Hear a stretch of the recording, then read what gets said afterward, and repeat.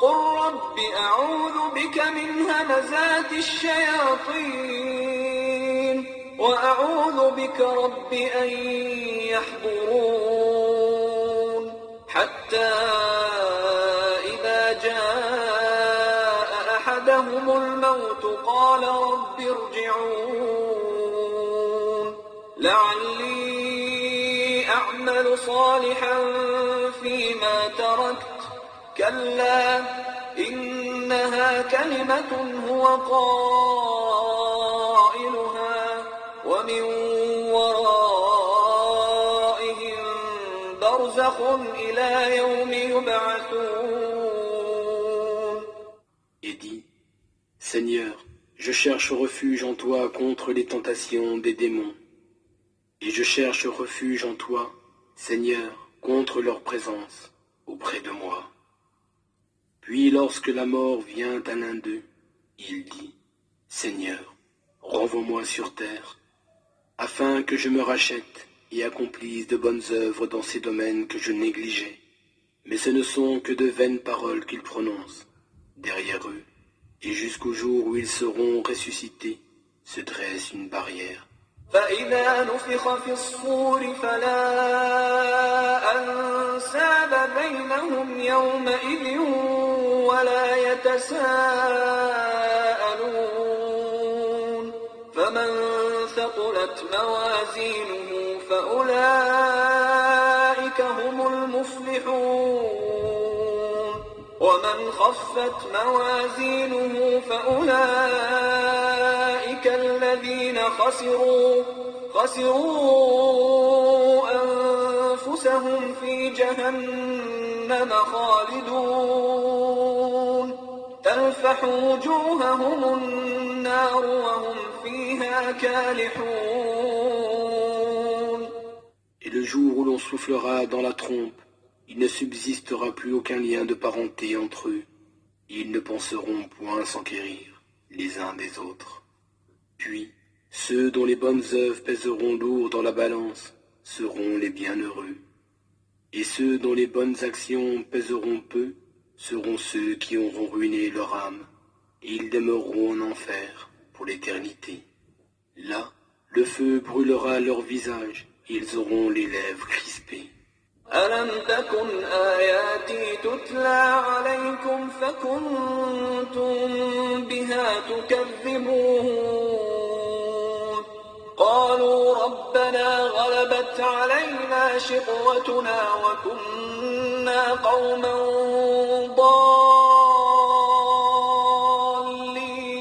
ضالين ربنا أخرجنا منها فإن عدنا فإنا ظالمون قال اخسأوا فيها ولا تكلمون إنه كان فريق من عبادي يقولون ربنا آمنا فاغفر لنا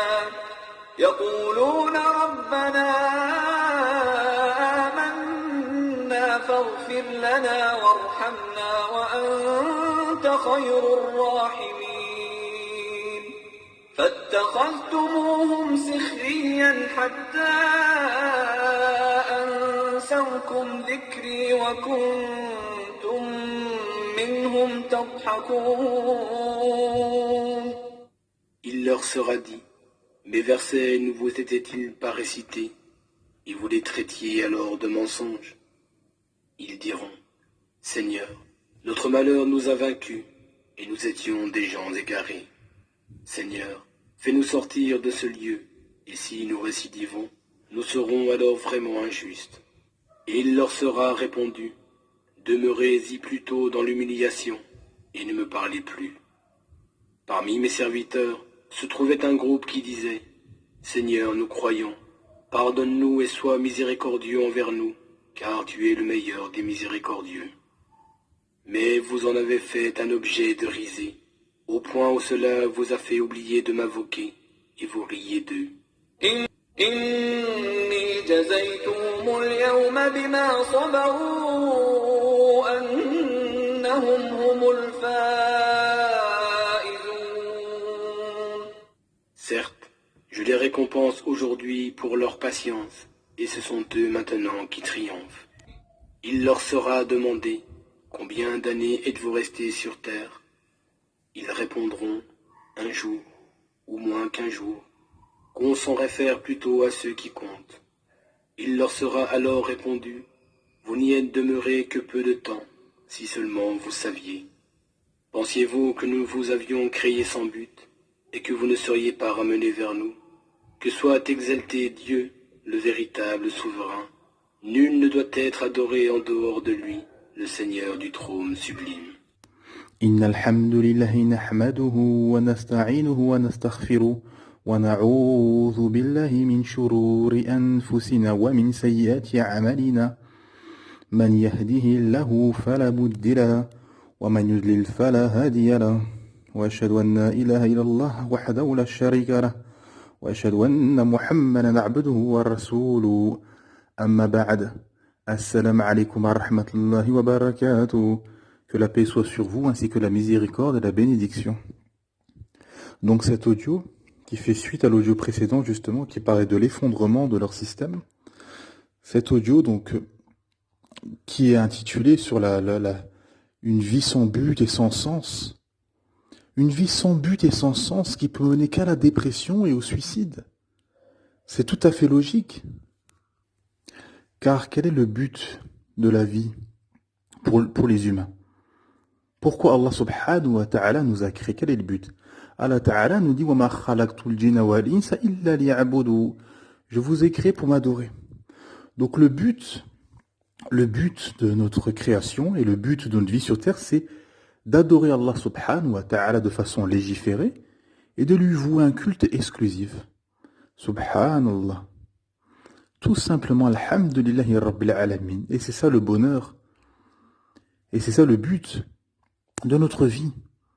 Le but n'est pas de vivre une vie de consommateur, de la course aux richesses, à l'argent, à l'orgueil, au paraître, au plus beau, à la plus belle, au plus riche, et chacun se regarde de loin, orgueilleusement, et de façon individuelle, et chacun dans son coin, chacun vit une vie individualiste, ingrate, athée.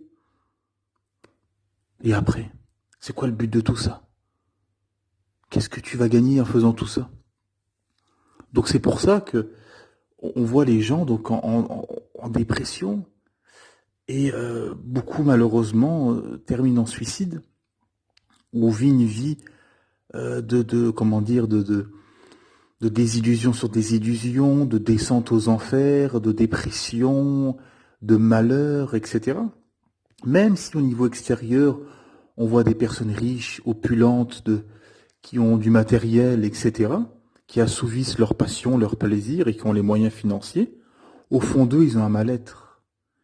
Ils sont malheureux, malheureusement, car l'adoration, subhanallah, c'est comme manger ou boire, ou dormir, c'est un besoin.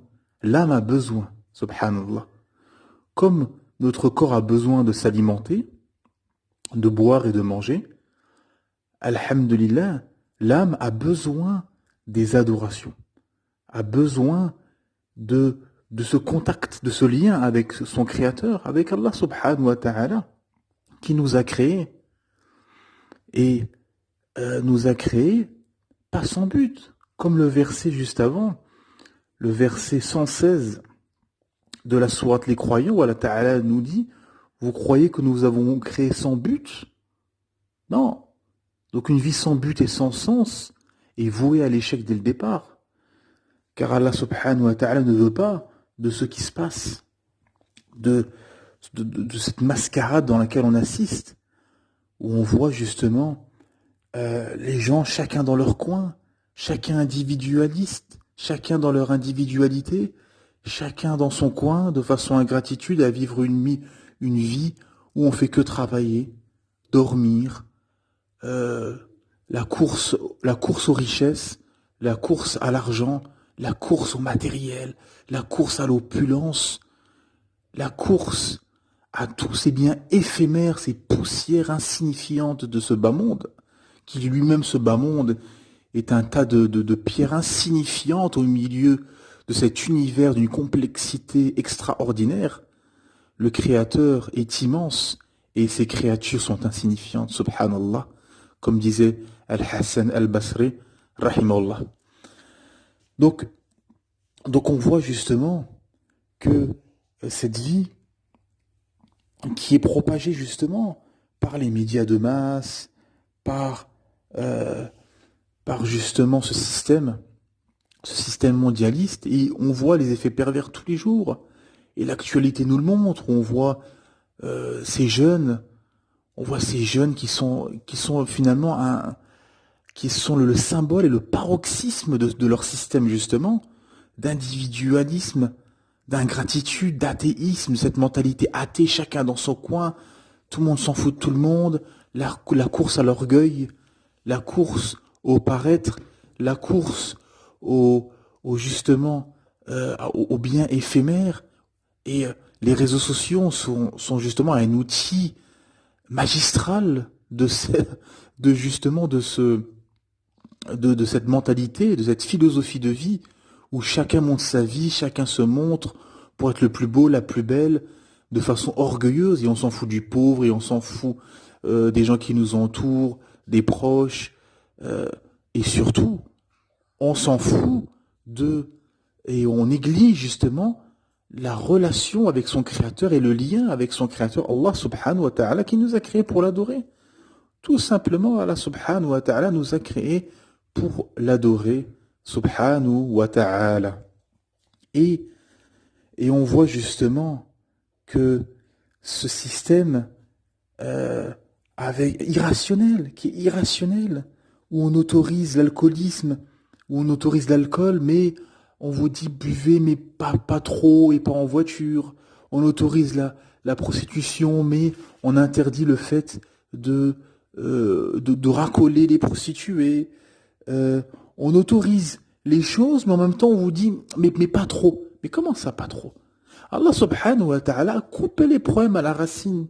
Ça fait 14 siècles que le Coran a été révélé au prophète Mohammed sallallahu alayhi wa sallam, paix et bénédiction. Alhamdulillah, ces lois sont intemporelles. Alhamdulillah. On voit aujourd'hui les gens, les pays notamment occidentaux, en train de patauger encore. Patauger avec l'alcool, la drogue, les jeux de hasard. Et il y a 14 siècles, Allah subhanahu wa ta'ala a interdit ceci tout simplement, a coupé les problèmes à la racine. Alhamdulillah. Alhamdulillah. Et ils sont encore là, encore en train de se dire, bon, on va interdire, mais on autorise, mais en fait, pas en voiture, et on patauge. Et on patauge. Allah subhanahu wa ta'ala a coupé les problèmes à la racine. Pas d'alcool, pas de drogue, pas de mixité, justement. Les fléaux aussi, on le voit ces derniers mois et ces dernières années. Le fléau de la fornication, de l'infidélité, de l'inceste, des agressions sexuelles, etc., qui sont dus justement au non-respect des règles qu'Allah subhanahu wa ta'ala nous a légiférées, nous a imposées. C'est-à-dire que la femme se couvre, cache ses parties intimes et ne s'exhibe pas de façon sexy, sexuelle, parfumée, brochinguée, etc., à aguicher les hommes. Et vous mettez tout cela dans une université, dans un lycée ou dans une entreprise, mélangé, et vous pensez qu'il va rien se passer. Subhanallah. Et Shaitan se frotte les mains, Allah. Le diable se frotte les mains. Tout est bon pour les péchés, pour la fornication. Vous pouvez pas mettre des femmes, des hommes et des femmes, ou des jeunes filles, des jeunes hommes, habillés sexy, mélangés, toute la journée au travail, ou dans une classe, à l'université, ou au lycée, au collège même. Vous pouvez pas avoir les effets pervers qui va en découler derrière. Bien évidemment, c'est une certitude. C'est pour ça qu'Allah Ta'ala nous a donné des clés. Des clés pour éviter tous ces soucis, justement. Les soucis d'être, justement, que la femme se couvre, que l'homme a une partie aussi décente à avoir, une partie awra à cacher, de baisser le regard devant les femmes, d'éviter de regarder, justement, les femmes, de regarder les femmes aussi, d'éviter de se regarder, et de la mixité, ne pas se mélanger. Voilà, ne pas se mélanger, et forcément, les femmes et les hommes s'attirent, donc si vous les mettez ensemble, vous les mélangez, forcément, il va en découler ce qui en découle depuis des années, où on voit justement les gens témoigner, toutes ces agressions, ces viols, et notamment dû à la non-application d'un hadith du prophète Mohammed sallallahu alayhi wa sallam, qui a dit un homme et une femme étrangers, tout seul enfermé, le troisième c'est Shaitan. C'est-à-dire que les deux vont être tentés, forcément Shaitan va les tenter, tout simplement. Et toutes ces histoires d'agression, justement, sont dues à ça. Toutes les femmes, les actrices, les journalistes, les employés dans les entreprises, toutes les femmes de tout milieu qui sont fait agresser, violer, disent « J'étais tout seul avec lui. On s'est retrouvé tout seul dans le bureau, on s'est retrouvé tout seul dans la voiture, on s'est retrouvé tout seul dans l'ascenseur, on s'est retrouvé tout seul dans une cage d'escalier, on s'est retrouvé tout seul. » Donc, à partir de là, l'homme, avec sa force physique, peut imposer à la femme, et il n'y a pas de témoin. Et comme il n'y a pas de témoin, à ce moment-là, on voit les problèmes qui peuvent en découler, tout simplement. Et c'est un hadith du prophète Mohammed sallallahu alayhi wa sallam qui est miraculeux, subhanallah, qui est miraculeux. Parce que si tous ces gens, tous ces hommes et ces femmes auraient appliqué ce hadith, il n'y aurait eu aucun viol. Aucun, je vous dis bien, aucun. Car un homme ne va jamais violer une femme au milieu d'autres femmes ou bien au milieu de gens. Non, abadan, jamais. Jamais. Ça se fait toujours en tête à tête de façon cachée. Tous les violeurs, regardez les histoires de viol, de pédophiles, tous ceux-là, qu'est-ce qu'ils ont fait? Ils les ont fait de façon discrète, le soir, dans des nuits dans des rues obscures, dans des endroits discrets, dans des parkings, dans des parkings souterrains, dans des endroits justement sombres, tard la nuit, où il n'y a pas beaucoup de personnes. C'est tout à fait logique. Donc, l'islam, alhamdoulilah, donne des solutions pour tous ces problèmes. Les jeux de hasard qui sont des problèmes aussi, qui sont des problèmes qui mènent à l'endettement, qui mènent justement à la dépendance. Tous ces fléaux, alcool, drogue, cigarettes, jeux de hasard, sont des fléaux qui mènent à la dépendance, qui mènent à la dépression, qui mènent aux problèmes, qui mènent à l'éclatement des familles, qui mènent au suicide et qui mènent finalement à l'éclatement de la société. Naam, bien évidemment, bien sûr. Malheureusement, voilà. Et on voit aussi la supercherie et l'arnaque de cette liberté, de cette pseudo-liberté, avec tous les effets derrière qu'il y a derrière. Parce que trop de liberté, et les gens maintenant s'aperçoivent, maintenant les gens se réveillent et disent, justement, trop de liberté, ça a un effet pervers. Et bien sûr que c'est un effet pervers. Et aujourd'hui, maintenant, les Occidentaux comprennent les effets pervers de la liberté. La liberté. La liberté, tout. Ça veut dire que ta fille de 4 ans, 5 ans, 6 ans qui veut aller dans une mare ou dans une rivière où il y a des crocodiles, tu vas la laisser au nom de la liberté. Vous devez laisser, monsieur. Monsieur ou madame, laissez votre fille de 5 ans aller dans une rivière où il y a des crocodiles, bien évidemment, bien sûr, au nom de la liberté. Donc on voit que ça n'a pas de sens. Ça n'a pas de sens, la liberté à outrance. Non, il y a des règles. Sur la route, c'est un bon exemple. Regardez le code de la route. C'est pas la liberté, non. Là, on doit rouler à 30, là à 50, là à 110, là à 130. Là, on doit mettre la ceinture. On doit s'arrêter au feu rouge. On doit s'arrêter au stop. Mettre le clignotant, etc. Et des places de parking réservées pour les voitures, pour les deux roues, etc., etc. Donc, on voit qu'il y a des règles. On ne peut pas. C'est impossible. Là, tout le monde comprend. Tout le monde a un esprit rationnel par rapport, par exemple, au code de la route. On ne peut pas laisser dire, allez, c'est la liberté, chacun fait ce qu'il veut. Non, ça va être l'anarchie. Donc c'est pareil. Comme disait un shir, le Coran, c'est exactement ça. C'est comme le code de la route. C'est un code de t'empêcher de transgresser et de dépasser les lignes rouges. Tout simplement. Voilà. Tout simplement pour t'empêcher de tomber dans des problèmes. Et tous les problèmes qu'on voit, la dépendance, l'alcoolisme, le suicide, la dépression, les viols, les violences, les agressions sexuelles, les accidents, tous ces problèmes-là sont résolus par l'islam. Alhamdulillah, Allah Ta'ala nous a donné des clés. Des clés. Tout simplement. Comme je disais dans l'audio précédent, un violeur, un agresseur sexuel, un prédateur, la solution qu'Allah Ta'ala nous a donnée, c'est de l'éliminer, de le court-circuiter, tout simplement. Et il y a bien sûr la peine de mort, oui. Parce qu'aujourd'hui, les gens, ça leur fait peur, ça. Non, c'est pour, justement, sauver, sacrifier une personne pour sauver toute la société.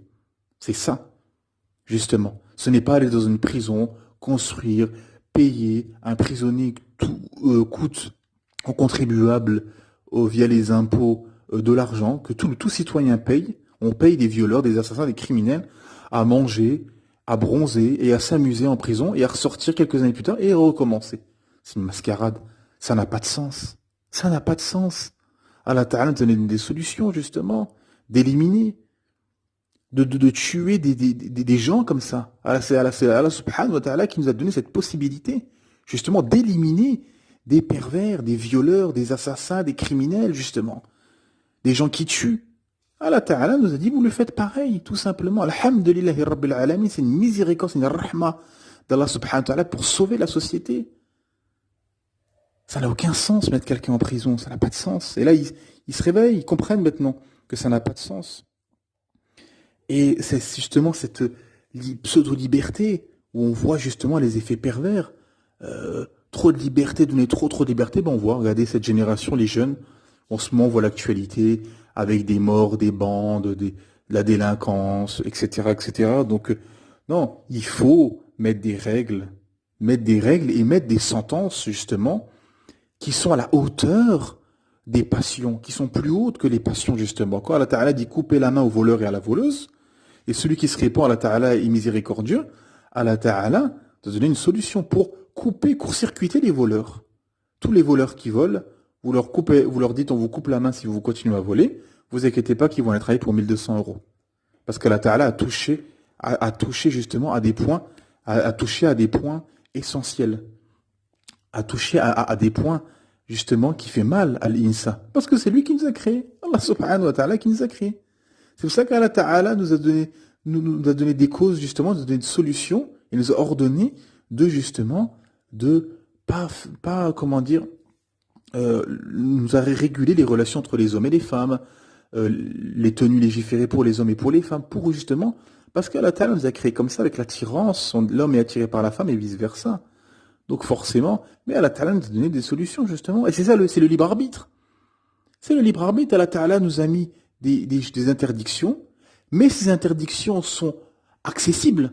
Tu peux boire d'alcool, tu peux forniquer, tu peux manger du porc, tu peux tuer, mais tu seras jugé. Yawm al-Qiyamah, le jour du jugement, tu seras jugé. Et c'est ça. Et là, justement, la finalité, c'est le paradis ou l'enfer. Pas d'autre solution. Pas d'autre, justement. Certains vous disent, oh, moi, je nie le paradis, ni l'enfer. Mais tu seras un des deux. Tu seras un des deux. C'est ça que les gens, ils vivent dans l'insouciance. Il y aura un des deux. Tout le monde finira au paradis ou à l'enfer. C'est un décret divin. C'est Allah subhanahu wa ta'ala. Allah ta'ala nous dit que l'enfer sera plein. Subhanallah. Wal'iyadu billah. Qu'Allah nous en préserve. Amin. Donc, et c'est ça, justement. Et nous arrivons aussi, nous sommes dans une époque où les plus corrompus, justement, les plus ignares, passent à la télé, débattent, ont de l'audimat, même sur YouTube, ceux qui ont plus d'audimat, ou à la télé, ou toutes ces plateformes, justement, sont les plus ignorants, les plus corrompus.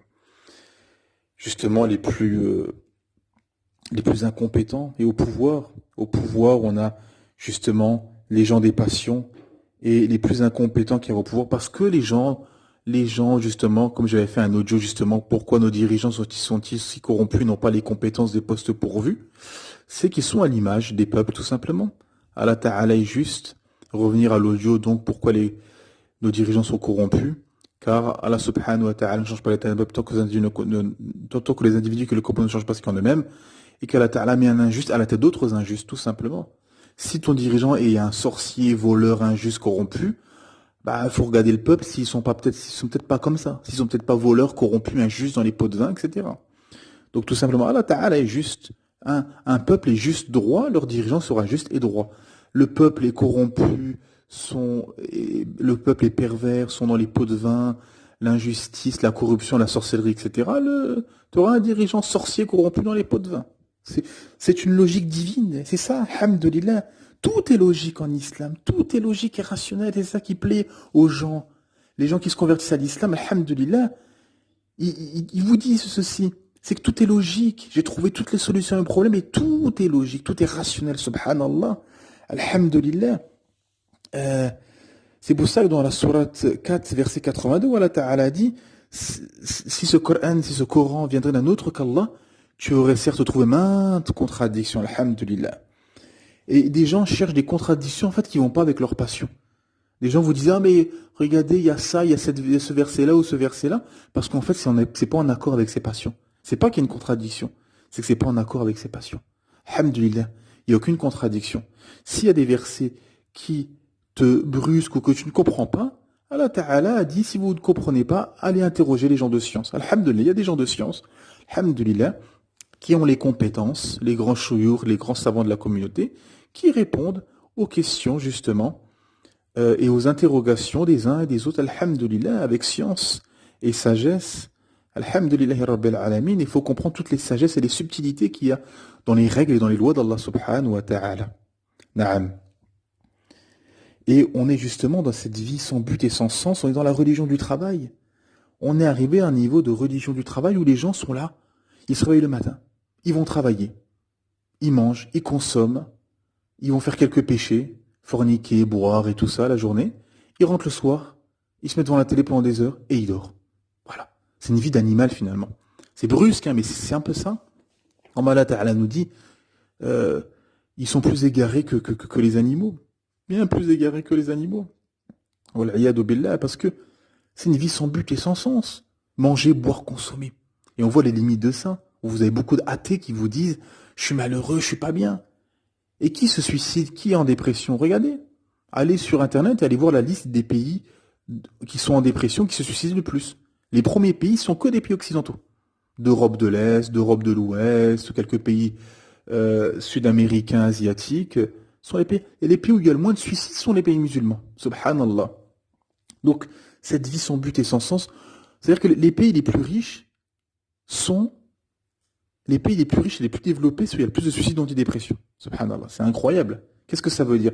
Ça veut dire que le bonheur n'est pas dans l'argent, n'est pas dans le matériel, n'est pas dans cette course absolue à la richesse, au business, fou, en négligeant tout, en négligeant la vie des gens, en négligeant l'humanisme, en négligeant tout ce qui est humain chez l'humain, justement, tout ce qui est relationnel, tout ce qui est écologique, justement, l'écologie. Toute cette végétation, cette faune et cette flore qu'Allah subhanahu wa ta'ala nous a mis à disposition, alhamdulillah, toute la course aux richesses, à bousiller justement tout, à faire du mal à la faune, à la flore, à l'humain, à l'humanité finalement. Parce que tout ça pourquoi? Pour le profit, pour l'argent, pour la richesse, pour les biens éphémères de ce bas monde. Wal'iyadu billah. Et les gens sont malheureux. Ils sont là chacun dans son coin, chacun sa maison individuelle. Regardez aujourd'hui, on appelle des maisons individuelles. Ça veut tout dire. Parfois, parfois, vous voyez dans la vie de tous les jours, dans des panneaux publicitaires, dans des phrases, dans des choses qu'on entend ou qu'on voit qui reflètent parfois plein de choses derrière. Juste maison individuelle. Ça reflète déjà comment dire, la philosophie d'une société. Quand on appelle des maisons individuelles. Soit individuelles, athée, dans ta maison, ton break, ton chien, ton petit jardin, va travailler, rentre, va en vacances 3 semaines l'été et 1 semaine au ski l'hiver, et voilà. Mais ça n'a pas de sens. Ça n'a pas de sens, c'est une vie sans but et sans sens. Et c'est pour ça que vous avez les gens qui pètent un plomb, qui sont en dépression, qui se suicident, etc., qui sont malheureux. Ils sont malheureux, tout simplement, parce qu'ils ont coupé le lien avec Allah subhanahu wa ta'ala, avec leur créateur, Allah subhanahu wa ta'ala. Et c'est pour ça que justement vous avez, quand vous avez des gens, des non-musulmans qui cheminent sur l'islam, qui se renseignent sur l'islam et qui se convertissent, justement, alhamdulillah, ils trouvent un but et un sens à leur vie. Alhamdulillahi Rabbil Alamin, ils ont découvert le pourquoi ils ont été créés, pourquoi ils ont été éprouvés, pourquoi il leur arrivait ça. Tout le monde a des déchirures d'enfance, a des blessures d'enfance, a eu des problèmes, a eu des soucis. Allah Ta'ala nous dit, لَقَدْ خَلَقْنَا الْإِنسَانَ فِي كَبَدٍ. Nous vous avons créé pour une vie de lutte. Donc on sera éprouvé, bien sûr. Mais quand on sait, alhamdulillah, quand on est connecté avec son Créateur, Allah subhanahu wa ta'ala, de façon légiférée, via le Coran et la Sunna, sa dernière législation, bien sûr, alhamdulillah, tout est logique. Tout a un sens, alhamdulillahi rabbil alamin. Tout est, justement, rationnel. T'as une vie, tu te réveilles le matin, au Fajr, tu fais ta prière le matin. Justement, alhamdulillah, ça permet de te lever tôt. Tu te lèves tôt, ça t'oblige à te lever tôt, tu fais ta prière du matin, la prière du dhuhr entre midi, la prière de l'après-midi, l'asr, pour se souvenir de son Créateur, l'après-midi quand on est occupé, le travail, les courses, les enfants, etc. et tout, alhamdulillah, hop, la prière, le coucher du soleil, se rappeler que la journée est finie, alhamdulillah, on fait le maghrib, et l'isha, la prière de la nuit, un peu plus tard, alhamdulillahi rabbil alamin, et il y a le jeûne.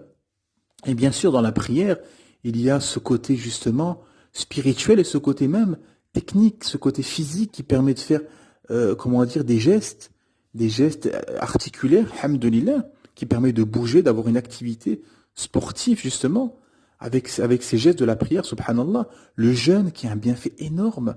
Et bien sûr, avant la prière, l'odo, les ablutions, se nettoyer.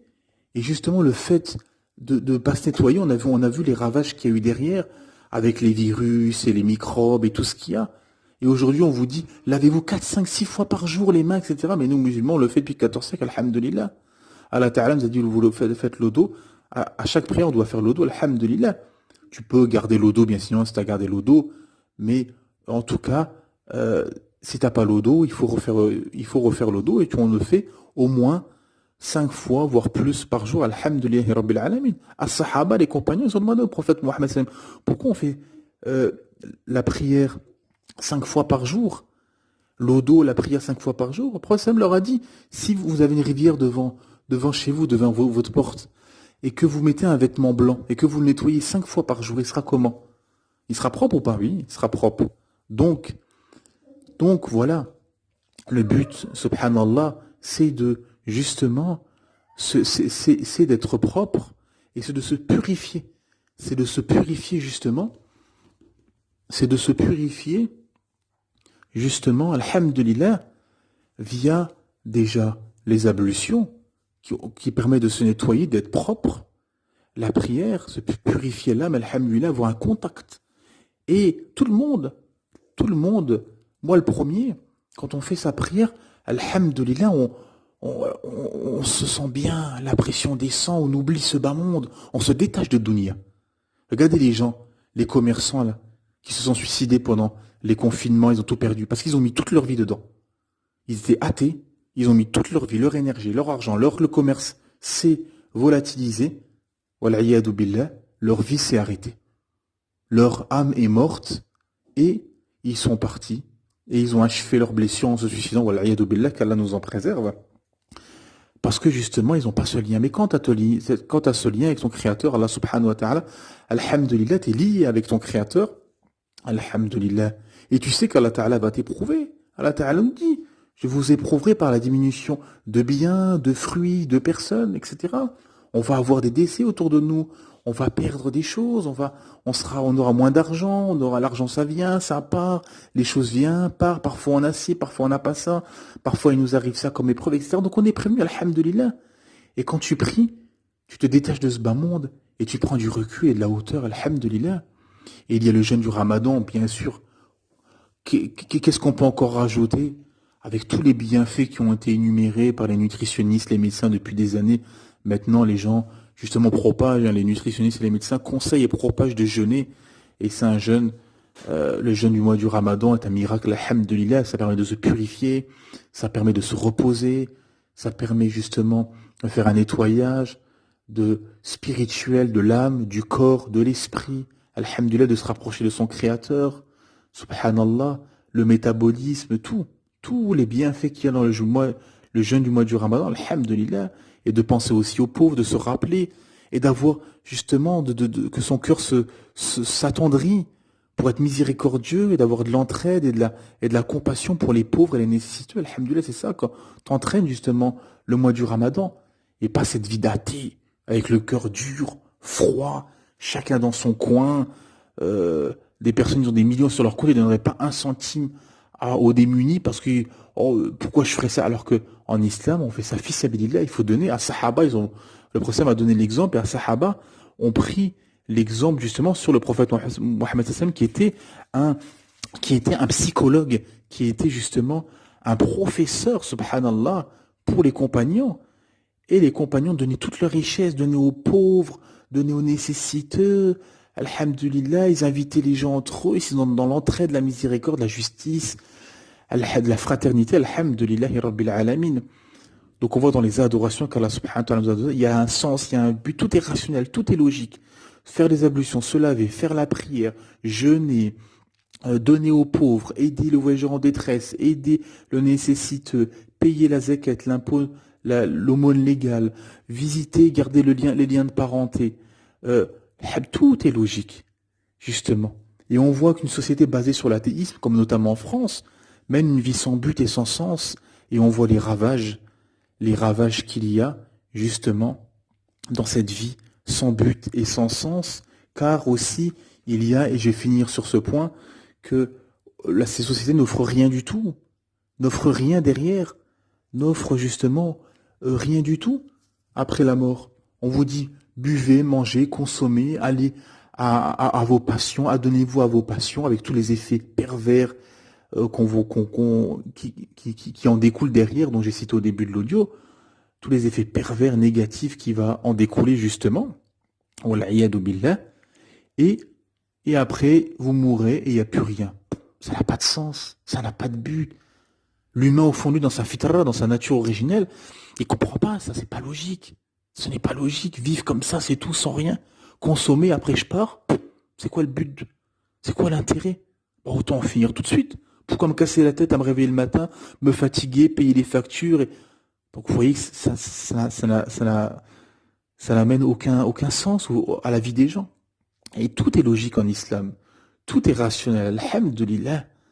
Dans les pratiques, dans les adorations, dans le relationnel, dans le bien-être social, écologique, et dans la vision de l'au-delà, alhamdulillah. Pourquoi tout ça? Pour accéder au paradis. Quand les tribus, à l'époque du prophète Mohammed se convertissaient à l'islam, ils demandaient au prophète, qu'est-ce qu'on gagne? On embrasse l'islam, on fait tous les actes d'adoration, qu'est-ce qu'on gagne derrière? Et le prophète Mohammed sallallahu alayhi wa sallam, paix et bénédiction, leur disait, le paradis, al-jannah, vous obtiendrez le paradis, incha'Allah, par la miséricorde d'Allah subhanahu wa ta'ala. C'est le paradis qui attend justement les bienfaisants. Alhamdulillah. Et c'est ça le but justement, et la finalité, alhamdulillah, justement, l'accession au paradis. Alhamdulillah, ce que je souhaite à tout le monde et à toute l'humanité.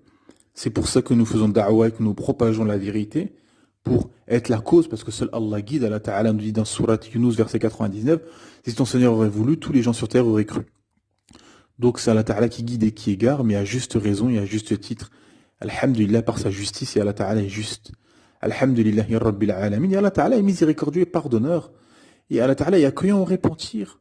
Tant que tu n'es pas mort et tant que tu n'as pas quitté ce bas monde, le repentir et la miséricorde d'Allah t'attend. Alhamdulillah, ya Rabbil Alamin. Il n'y a aucun souci. Peu importe ce que tu as fait comme péché, il y a le repentir pour tout péché. Tes péchés ne réduiront pas la miséricorde d'Allah subhanahu wa ta'ala. La miséricorde d'Allah subhanahu wa ta'ala est immense. Alhamdulillah, ya Rabbil Alamin. Je vais m'arrêter là pour aujourd'hui. Subhanakallahumma bihamdik. Ashhadu an la ilaha illa ant. Astaghfiruka wa atubu ilayk. Assalamu alaikum wa rahmatullahi wa barakatuh.